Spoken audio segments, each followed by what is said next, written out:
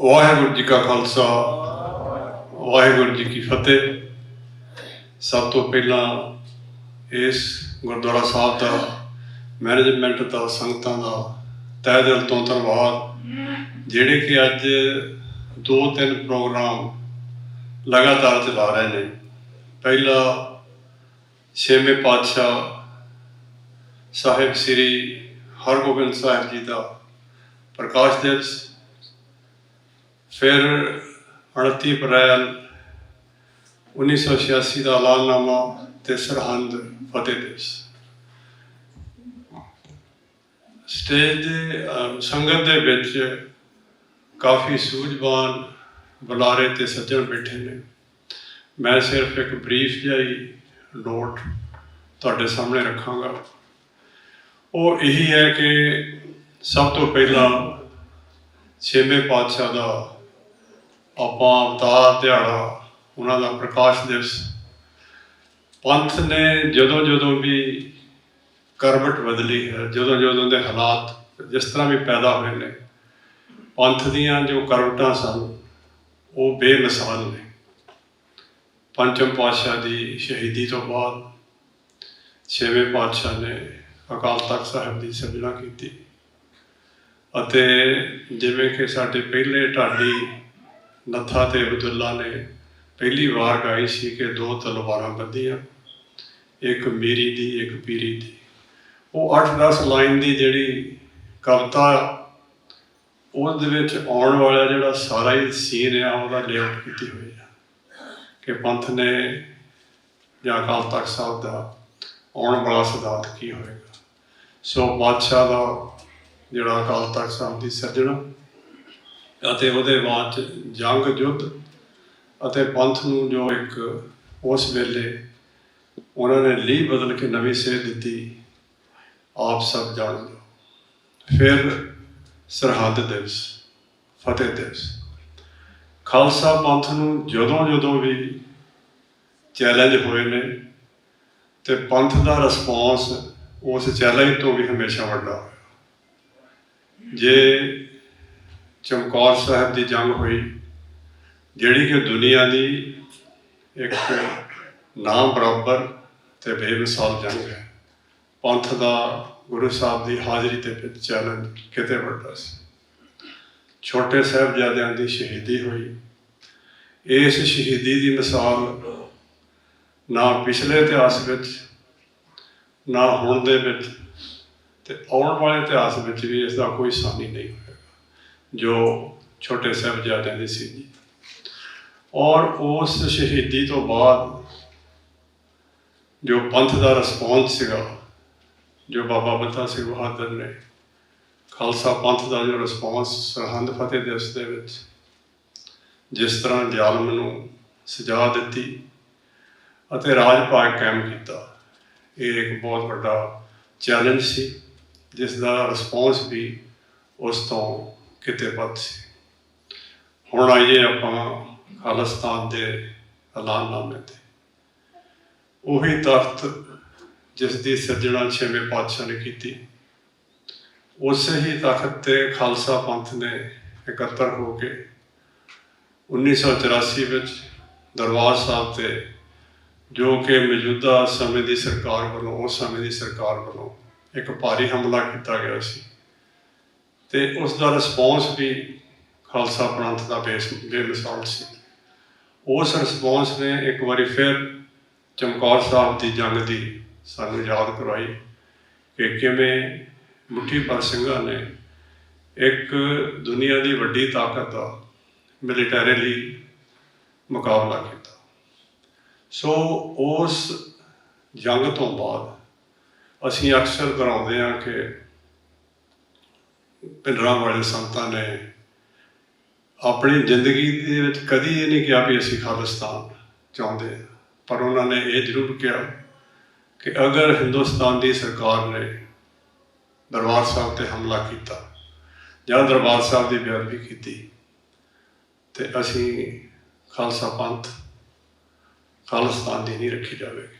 ਸੋ ਉਸੇ ਹੀ ਕੋਟ ਨੂੰ ਲੈ ਕੇ ਖਾਲਸਾ ਪੰਥ ਨੇ ਸ੍ਰੀ ਅਕਾਲ ਤਖ਼ਤ ਸਾਹਿਬ ਤੇ ਸਰਬੱਤ ਖਾਲਸਾ ਕਰਕੇ ਪੰਥ ਨੂੰ ਸੇਧ ਦੇਣ ਵਾਸਤੇ 1986 ਦੇ ਵਿੱਚ ਇੱਕ ਪੰਥਕ ਕਮੇਟੀ ਬਣਾਈ, ਜਿਸ ਨੇ ਕਿ ਆਪਸੀ ਵਿਚਾਰ ਵਟਾਂਦਰਾ ਕਰਕੇ ਖਾਲਸਾ ਪੰਥ ਨੂੰ ਜਿੱਥੇ ਨਵੀਂ ਸੇਧ ਦੇਣੀ ਸੀ, ਉੱਥੇ ਖਾਲਿਸਤਾਨ ਦਾ ਐਲਾਨ 29 ਅਪ੍ਰੈਲ 1986 ਨੂੰ ਕੀਤਾ। ਮੈਨੂੰ ਮੌਕਾ ਮਿਲਿਆ ਕੁਝ ਸਮਾਂ ਉਹਨਾਂ ਸਿੰਘਾਂ ਦੇ ਨਾਲ ਵਿਚਰਨ ਦਾ, ਜਿਨ੍ਹਾਂ ਨੇ ਇਸ ਐਲਾਨਨਾਮੇ ਦੇ ਵਿੱਚ ਜਿਨ੍ਹਾਂ ਦਾ ਯੋਗਦਾਨ ਹੈ ਜਾਂ ਜਿਨ੍ਹਾਂ ਦੀ ਡਿਸਕਸ਼ਨ ਹੈ। ਮੈਂ ਬਹੁਤਾ ਡਿਟੇਲ 'ਚ ਨਹੀਂ ਜਾਵਾਂਗਾ। ਸੋ 29 ਅਪ੍ਰੈਲ 1986 ਨੂੰ ਖਾਲਿਸਤਾਨ ਐਲਾਨਨਾਮੇ ਦੇ ਨਾਲ ਪੰਥ ਨੇ ਆਪਣੀ ਜੋ ਆਉਣ ਵਾਲੇ ਸਮੇਂ ਦੀ ਰੂਪ ਰੇਖਾ ਹੈ ਉਸ ਨੂੰ ਤੈਅ ਕੀਤਾ, ਉਸ ਦੀ ਲਾਈਨ ਦਿੱਤੀ। ਔਰ ਅੱਜ ਤੱਕ 40 ਸਾਲ ਹੋ ਗਏ ਨੇ ਇਹ ਮੂਵਮੈਂਟ ਜਿਹੜੀ ਇਹ ਸਸਟੇਨ ਕੀਤੀ ਹੈ। ਲਗਾਤਾਰ ਅਸੀਂ ਇਸ ਮੂਵਮੈਂਟ ਲਈ ਵੱਧ ਰਹੇ ਹਾਂ। ਇਹ ਨਹੀਂ ਹੁੰਦਾ ਕਿ ਸਾਡੇ ਕੋਲ ਕਿੰਨੇ ਸਿੰਘ ਨੇ ਜਾਂ ਸਾਡੀਆਂ ਪ੍ਰਾਪਤੀਆਂ ਕੀ ਨੇ। ਤੁਸੀਂ ਦੁਸ਼ਮਣ ਦਾ ਵੀ ਹਾਲ ਦੇਖੋ, ਜੀਓਪੋਲੀਟੀਕਲ ਸਿਚੁਏਸ਼ਨ ਇਸ ਲਈ ਕੀ ਆ। ਅਸੀਂ ਹੌਲੀ ਹੌਲੀ ਖਾਲਸਾ ਪੰਥ ਆਪਣੇ ਨਿਸ਼ਾਨੇ ਦੀ ਪ੍ਰਾਪਤੀ ਵੱਲ ਅੱਗੇ ਵਧ ਰਿਹਾ। ਅਸੀਂ ਰਲ ਕੇ ਯਤਨ ਕਰੀਏ, ਜਿੰਨੀਆਂ ਵੀ ਜਥੇਬੰਦੀਆਂ ਇਸ ਕਾਰਜ ਦੇ ਵਿੱਚ ਯਤਨਸ਼ੀਲ ਉਹ ਜ਼ਰੂਰ ਇਸ ਵਿੱਚ ਹਿੱਸਾ ਪਾ ਰਹੀਆਂ ਨੇ। ਔਰ ਸਤਿਗੁਰ ਅੱਗੇ ਅਰਦਾਸ ਹੈ ਕਿ ਅਸੀਂ ਰਲ ਮਿਲ ਕੇ ਇਸ ਕਾਰਜ ਦੀ ਸਫਲਤਾ ਵਾਸਤੇ ਕਾਰਜ ਕਰੀਏ, ਤਾਂ ਜੋ ਖਾਲਸੇ ਨੂੰ ਵੀ ਆਪਣਾ ਜੋ ਦਰ ਕਰ ਰਿਹਾ ਉਹ ਮਿਲ ਸਕੇ। ਸੋ ਉਸ ਸਮੇਂ ਤੋਂ ਲੈ ਕੇ ਜਿੰਨੀਆਂ ਵੀ ਜਥੇਬੰਦੀਆਂ ਹੁਣ ਤੱਕ ਜਿਨ੍ਹਾਂ ਨੇ ਵੀ ਕੰਮ ਕੀਤਾ, ਬੱਬਰ ਖਾਲਸਾ ਇੰਟਰਨੈਸ਼ਨਲ, ਦਲ ਖਾਲਸਾ ਦੇ ਨੁਮਾਇੰਦੇ ਖਾਲਸਾ ਜੀ ਵੀ ਸੰਗਤ 'ਚ ਬੈਠੇ ਨੇ, ਭਾਈ ਗਜਿੰਦਰ ਸਿੰਘ, ਚਾਚਾ ਵਧਾਵਾ ਸਿੰਘ, ਭਾਈ ਪਰਮਜੀਤ ਸਿੰਘ ਪੰਜਵੜ ਅਤੇ ਹੋਰ ਅਨੇਕਾਂ ਜੁਝਾਰੂ ਸਿੰਘ, ਭਾਈ ਨਾਰਾਇਣ ਸਿੰਘ ਅਕਾਲ ਫੈਡਰੇਸ਼ਨ ਵਾਲੇ। ਇਹਨਾਂ ਨੇ ਦੁਬਾਰਾ ਫਿਰ 1995 ਵਿੱਚ ਇਹ ਪ੍ਰਣ ਦੁਹਰਾਇਆ ਸੀ ਕਿ ਅਸੀਂ ਇਸ ਕਾਰਜ ਦੀ ਸਫਲਤਾ ਵਾਸਤੇ ਕਾਰਜ ਕਰਾਂਗੇ, ਕਿਉਂਕਿ ਸਮੇਂ-ਸਮੇਂ 'ਤੇ ਅਸੀਂ ਖਾਲਸਾ ਪੰਥ ਦੇ ਰੂਪ ਵਿੱਚ ਯਤਨ ਵੀ ਕੀਤਾ। ਪਰ ਮੈਂ ਇਹ ਬੇਨਤੀ ਕਰਾਂਗਾ ਕਿ ਜਿਹੜਾ 29 ਅਪ੍ਰੈਲ 1986 ਦਾ ਐਲਾਨਨਾਮਾ ਹੈ, ਇਹ ਇੱਕ ਪ੍ਰੋਸੀਜਰਲ ਐਲਾਨਨਾਮਾ ਹੈ। ਇਹ ਬਕਾਇਦਾ ਇਹਦਾ ਇੱਕ ਪ੍ਰੋਸੀਜਰ ਤੈਅ ਕੀਤਾ ਗਿਆ। ਅਕਾਲ ਤਖ਼ਤ ਸਾਹਿਬ ਤੋਂ ਇਸ ਦਾ ਐਲਾਨ ਹੋਇਆ ਅਤੇ ਆਉਣ ਵਾਲੇ ਸਰਬੱਤ ਖਾਲਸਾ ਦੇ ਵਿੱਚ ਇਸ ਦੀ ਪ੍ਰੋੜਤਾ ਵੀ ਹੋਈ। ਬਹੁਤ ਲੋਕਾਂ ਨੇ ਇਹਦਾ ਨਾਮ ਬਦਲਣ ਦੀ ਕੋਸ਼ਿਸ਼ ਕੀਤੀ, ਇਹਨੂੰ ਡਿਲਿਊਟ ਕਰਨ ਦੀ ਕੋਸ਼ਿਸ਼ ਕੀਤੀ, ਪਰ ਉਹ ਆਪਣੇ ਯਤਨ 'ਚ ਸਫਲ ਨਹੀਂ ਹੋਏ। ਬਹੁਤ ਸਾਰੇ ਤਾਂ ਮੁੜ ਕੇ ਉਹਨਾਂ ਨੇ ਆਪ ਹੀ ਇੰਡੋਰਸ ਕਰ ਦਿੱਤਾ ਅਤੇ ਹੁਣ ਲਗਭਗ ਸਾਰੀਆਂ ਜਥੇਬੰਦੀਆਂ ਜਿਹੜੀਆਂ ਇਸ ਵੇਲੇ ਖਾਲਿਸਤਾਨ ਦੀ ਪ੍ਰਾਪਤੀ ਵਾਸਤੇ ਕਾਰਜ ਕਰ ਰਹੀਆਂ ਨੇ, ਉਹ 29 ਅਪ੍ਰੈਲ 1986 ਦਾ ਜਿਹੜਾ ਐਲਾਨਨਾਮਾ ਹੈ ਉਹਨੂੰ ਹੀ ਬੇਸ ਮੰਨ ਕੇ ਉਹਦੇ ਆਧਾਰ 'ਤੇ ਹੀ ਕਾਰਜ ਕਰ ਰਹੀਆਂ ਨੇ।